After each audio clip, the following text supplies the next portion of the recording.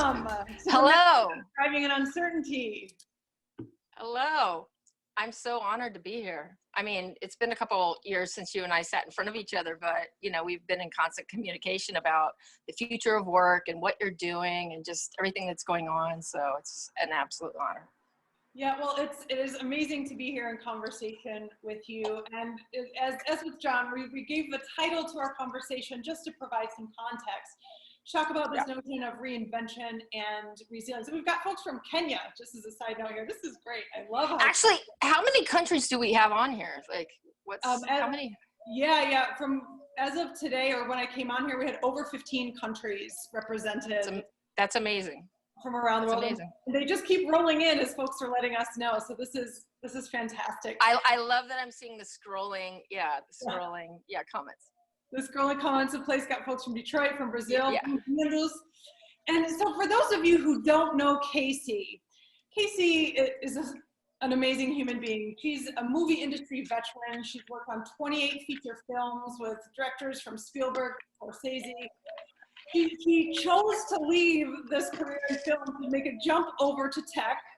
And from that time moving forward, you have such a broad and interesting experience at working on strategy and marketing with organizations like Electronic Arts to Interscope to the NFL and the NBA. And now you've got your hands in about 436 different pots, making magic and impact around the world. So with that, I want to officially welcome you.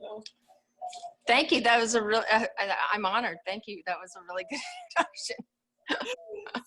So with that introduction, Kayce, you as an entrepreneur, and I think it's useful for people to understand how you even got your start, but you have been adaptive and resilient throughout your career, and you've been proactively so, as much as reactively so. Sometimes, like in this circumstance that we're in, we're forced change, but you've been proactively so. So why don't you walk us through some key moments and key points here? I will tell you that I spent 13 years in the film industry, and I was just a tiny little baby at Arizona State, and I dropped out of college because Jerry Maguire was there, and they offered me a job to come to LA after those 2 weeks, and I was completely in love with it. I was so in love with it. And I had that dream of being like, I was a theater student. I was running around in a leotard, singing musical theater, which, I'm admitting now. And this happened to me, and it was a formidable experience because I was a production assistant, and I literally was just running waters up the stadium filming Jerry Maguire. And at the end of the 2 weeks, they said, if you can get yourself to LA, you can put yourself up, you can keep your job. And I came home and I was like, I'm dropping out of college. And surprise, Mom and Dad. Yeah, hey, surprise, when the circus calls, you go. And so I and I told my friends, and they were like, you'll be back. And I was like, absolutely not. And so I really had in my mindset, like, when that happened. And what I will say about, as we launch into this whole thing, and for the viewers, is that I have never gone lightly into anything, and I've never had a plan. I have cannonballed into every single thing that I've probably ever done. Wait, hold on. You've never, okay, and I just want to highlight that because so many people, and especially now that we are in the face of so much palpable uncertainty. Yeah. You've never had a plan. I've never had a plan, and we'll walk through that in this conversation. But I went to LA. My parents were completely supportive. My friends laughed at me, told me I'd be back. But my parents actually were awesome. They gave me a car. They gave me a Mazda Miata, a 22 pistol, and a flip phone, and sent me to LA. And they were like, "Go get your dream," and which was awesome. Yeah, and 22s are, no guns are legal in California, so that's a whole other story. But I had a crazy experience in LA, and I continue to do. I've had a roller coaster ride of just incredible luck, fierce tenacity, and just like, I at the end of 13 years, and thank you for saying, yes, 28 films in 13 years. I worked with the best of the best. But I knew like when it was time to go, you know, it was kind of like a relationship. You know when it's time to go, you know when it's time to stay. And I always say the houses of success and failure sit right next to each other. And it's only you that decides what door to walk through. And you in your gut know when it's time to jump or time to stay. And that's why I took that leap into tech and I went into mobile gaming. Yeah. And you went into mobile, so this is, so from the film industry, you jump into tech and mobile gaming. Was it so it sounds like there's kind of a twofold thing. There was I can feel the doors closing here. You know, it's time for me to move on. And you know, in fact, I can relate to that experience. That was what my feeling was when I chose to leave the corporate world 6.5 years ago. Right. There's just something else out here for me. But then how mobile gaming, Well, it was interesting because when I was working in the capacity that I was in the feature film industry, like I said, I had incredibly good luck, but I tackled it with, you know, complete fierce tenacity. Like it was just, I was in love with it. And I got to work with the best people in the world. What I learned was that I had really good people skills. Like I could, you know, be honest and get people to do things, not in a weird way, what they would normally do.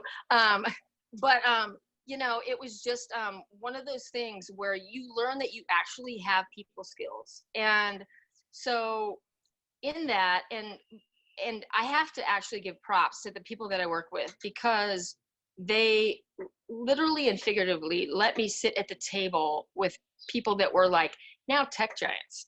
I mean, Twitter, Facebook, MySpace, all of those people who were bringing up these, you know, are now complete giant tech companies. I was able, into the early stage of the days, go to dinner at like the Waverly Inn, and they're talking about what they're bringing up in New York. And I'm asking these provocative questions, and they're like, who's that weird kid at the end of the table? You know? So I got really lucky, but so I made these really incredible relationships, and that I did not know, like at the time, that would lend itself to a second career. Yeah. And so, you know I kind of jumped all over, but you know, after 28 films, working with the best of the best, I wanted to leave on a high note, and tech was popping. You know, MySpace was heading out. Twitter was coming to, you know, its peak. And I remember sitting, you know, in a place with the heads of Twitter at the time and asking these provocative questions early on, saying like, well, what are you going to do with like the celebrities? I mean, I think we should bring them in. And they were, you know, their heads were spinning. And I remember getting an offer from Twitter, and at the time I was working for a really well-known actress. I'd been with her for a while. I had to leave the office and go sit on a curb and have a conversation with Twitter because I was so scared. I was like, I'm in this high-paying job. I'm flying around on private jets. I'm, you know, whatever. Am I really ready to leave? And at the time I wasn't. I turned it down. But then, you know, a year happened, and I was ready to make the pivot. And so what I would say to anybody viewing is that if you're in a place, it doesn't matter what job you're in, you know, this all sounds glamorous, right? But, and by the way, it's not glamorous, but, at all. But if you, you know when it's time to go, and you know when it's time to stay. And what I will say is that take that leap, because when I left what I was doing in the film industry, I had zero plan. I was a college dropout. I had no business experience. I had no marketing experience. I knew I had a lot of passion. But I had, and oh, by the way, I was moving from LA to San Francisco. I was planning a 400-person wedding to my ex-partner, and I had some savings, but I had no plan. And there, of course, wasn't a pandemic, but I knew the universe was going to catch me just because I just knew. And I think there's an important component to that, and we can get back to that later. Yeah, so I see a question here from Allison, which I'm going to ask you in just a second. And I do want to highlight something, though, here, especially as we're in this moment of uncertainty. You've just listed a lot of things, a lot of the assumptions that people have. So I've been helping people answer the questions, how might we empower success in the face of great uncertainty for the last several years. And one of the biggest blocks that people have between wherever they are and wherever they think that they want to go are the assumptions that they have about what is or isn't possible. And you just listed college, didn't have experience in a particular industry, had never, didn't know the right people, and on and on and on. So there's the list of the reasons that in theory, you wouldn't be able to make that kind of a leap. But you see that through the movement forward, and we'll get into some of this, the action that you took and the strategy and the work that you put in, none of those things were true. So for those of us who are struggling right now, and maybe with that list of assumptions, they don't need to be the things that block you, right? No, not at all. And what I will tell you is that when I made the move from film, and I was telling you about the things that I was experiencing personally, I got this chance. My ex-partner was my head of marketing for iTunes, and through her, I got this incredible chance to go to this global-based gaming company, and that was mobile, and they were seeking me out for my music, basically, contacts. And at the time, I was so young, and I was like, I didn't know what I was going to do. I was like, do I have music contacts? Oh, I know Interscope, I know Fergie, I know, and I was like, oh, yes, I do. And so they were throwing a Hail Mary on me. Like it was a complete Hail Mary. I had no business background. I had no marketing background. And what I will say to the people that are viewing is that if you're sitting in front of somebody, and I don't care if it's like an entertainment job or whatever it is, and they said you don't have experience here, lean on your last jobs. Lean on what you already know. So what I leaned on was not just my contacts, because that was obvious, but lean on how you know people personally. So when I moved into the mobile-based gaming company, I was hired to do music licensing in an untraditional way. This is before Spotify. This is before anything streaming. It was a game that was integrated into Facebook. And it kind of was like, for all of you that are looking, Cityville or Farmville, but it was a nightclub. And so you got to build a nightclub, which is fun. And you got to put it in a playlist. Well, okay. So I had to go to the labels, and I immediately went to Interscope because I had relationships there. And I said, oh, okay, I want Eminem, Lady Gaga, and they were like, absolutely not. They were like, but we will give you this Korean hip hop band who wear astronaut helmets on stage. And I was like, are we being serious right now? And we launched it over Memorial Day in 3 days before Facebook was compressed with all the ads. And we garnered them 46,000 likes within, and then it blew the doors off Interscope. And so they were like, you can have exactly whoever you want. And so that's when I actually started to feel my vibe, because I was so new in what I was doing. But what I will say to anybody that's like viewing right now, if you instinctually know like when something's going to be a hit, and by the way, the artist was the song that's like a G6. They slipped me the single, and I was like, this is going to be a hit. And I was like sliding into the game, and that's kind of how it happened. And so I think it takes a little bit of resilience. It takes a little bit of like what you know, and it also takes a little bit of gut, and also the ability and just the guts to run with it. Not just your gut, your instinctuality, but like, you know, the ability to just run with it. Yeah, to actually get into action and move. Move. I think sometimes you don't know. I remember in this game that, and we can get into other stuff later, but these are the formidable things that really helped me get into like what I do now. Is I remember being at Warner and had this game, and you know, we were getting bigger artists, and I ended up running into Gene Simmons while I was going to the bathroom at Warner Brothers. And he's like the godfather of video games, like when it comes to music. And he asked what I was doing, and I was talking to him, and he was like, well, let's do something. And he was, Eminem was opening up for him, like in Panama, or in Pomona, sorry. And Panama would be fun. So he allowed us, and he licensed me all of the music and basically all of the Kiss makeup to our virtual players for Detroit Rock City, which was nuts. And we reskinned the game, and it really actually put a whole new face on the game for a whole new generation, which was wild. And when that happened, Billboard wrote us up as the biggest marketing move of the year. And it was not anything that I ever expected, but it was actually something that was like pretty formidable for Kiss.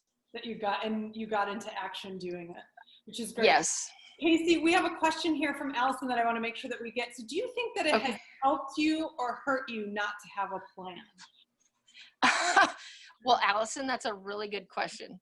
You know, that's twofold. I mean, there are some days that I absolutely have a plan. When I'm walking into a boardroom, I have a plan.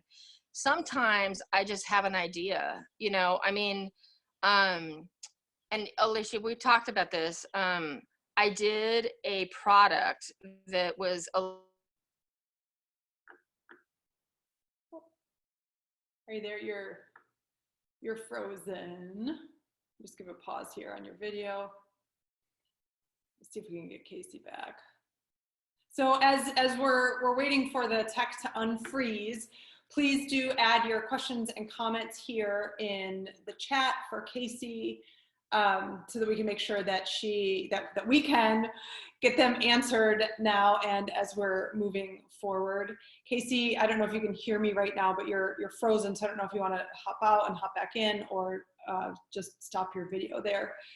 You know, as we're waiting for her to unfreeze, I actually met Kayce back in now 3 years ago. So in early 2017, in search for answers to this question, how might we empower success in the face of great disruption or absolute uncertainty, I put everything that I own into storage except for what fits into a carry-on suitcase, and decided to use my life as an experience of disruption, interviewing the people who are creating the technologies that are creating massive disruption in our world, and meeting with people who are masters at managing change, all with the idea of coming up with answers to that question, how might we empower success in the face of great uncertainty? And I'm just seeing here if Kayce's come back in yet. And you know, with this whole facing great disruption, well, first of all, Kayce was a phenomenal sort of touch point as I continued to move through my own experience of discovering answers to how might we empower each other and how might we empower ourselves and thrive in the face of great uncertainty. And she was that for me because she's particularly adept at a dance between, this is what a lot of what she's sharing with us, is a dance between directed action and allowing. So in the example of her choosing to leave the film industry and moving into a next step, that was a choice. It was a directed action, but the exact plan as to what next steps are or were, or what that could look like, was open. So there's a directed action, the dance between directed action, I'm choosing to do X, I'm moving off down the road to do X or Y, and then allowing for serendipity to occur, or allowing for the opportunities, as John Amaral was saying in the conversation prior. What if what we had been clinging to before isn't nearly as good as what's coming down the road? If we can unstick ourselves from that past moment and move ourselves into something more interesting, more viable, more exciting, more vibrant moving forward. And Kayce's back, welcome. So Kayce,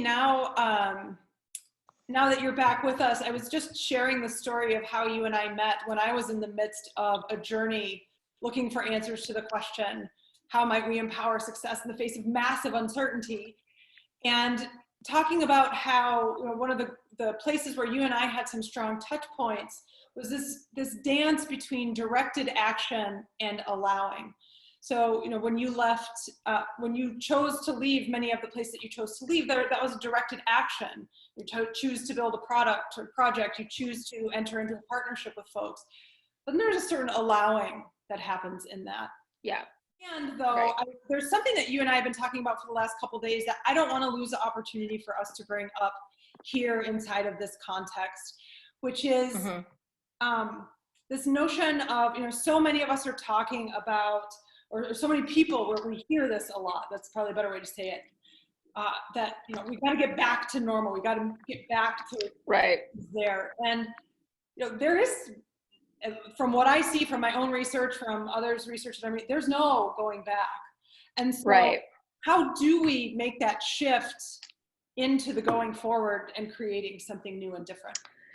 Well, first of all, for anybody listening, I want to, say our first responders, our essential workers, our parents, I got to give it up to them because you've got the hardest jobs right now. It's so crazy. I think this is a new normal. And to be honest, we were talking about yesterday, I don't know, what was normal? I think normal is different for every single person. What is normal?